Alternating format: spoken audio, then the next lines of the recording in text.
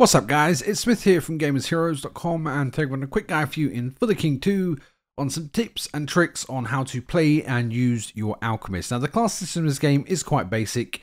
It pretty much just determines your starting skills and abilities and equipment. After that you can pretty much build people however you want. So we're going to go the Alchemist here real quick.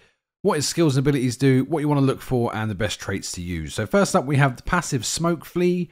This allows you to flee from any square on your side of the field. So normally you've got to be on the back row to flee. If you have the Smoke Flee skill, you can do it from the front row. Additionally, you require less rolls. So where you normally have to flee, you've got to roll your speed twice. With this skill, you've only got to roll it once. So it makes it a lot easier to escape. The second ability is passive Make Potion. This happens randomly at the end of your turn on the overworld. So when you're on the main map and you're running around and you finish your turn, there is a very small chance you will make a random potion. Most of these are grenades, bombs, that kind of things. It's a useful skill, but you can play an entire campaign and maybe see it once. You can also see it 4 or 5 times. So it's difficult to build off of. He does start with a Tinder Pouch, which is really good, and a Godspeed, which is handy. The Alchemist wand is just a typical rubbish starting weapon. So looking at his stats here, he's clearly a back row fighter, right? He's only got 59 vitality, which is not a lot. Anything below sort of 75 is rubbish compared to someone that specializes in it. Above 75 is good. Sort of 80 and above is where they really shine. So as you can see, this guy here, he's mostly intelligence and speed based. So intelligence is used for wands and staves and that kind of stuff. Magical stuff, basically. So magic damage is good to stack on this guy. Also solves puzzles. You also have speed.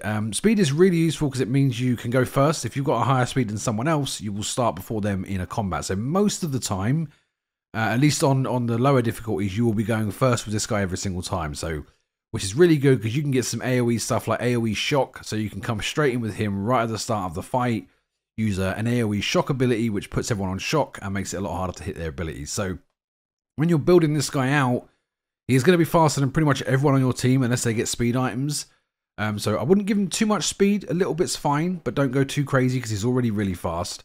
He allows you to sneak better, you can flee better and that kind of stuff. So I would definitely look at giving this guy your opener. So maybe you get a frost spell where you can frost everyone, which makes them take more damage, or you can shock them all so it makes them harder to hit their hits. You can poison them. So this guy is your setup for your other characters. So assume he's going to go first most of the time and build accordingly with one of your strongest weapons.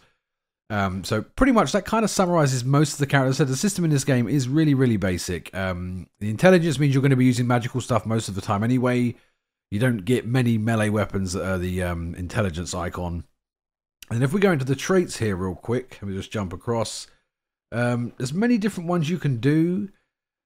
I think for me, Nimble's a good one because when you make your potions or your grenades, they require a secondary action to use in combat. So when you're in combat, you've got your main primary action, which is usually to attack, and then a secondary action, which can be to use an item, it can be to move. So for this guy, it will be to use his bombs.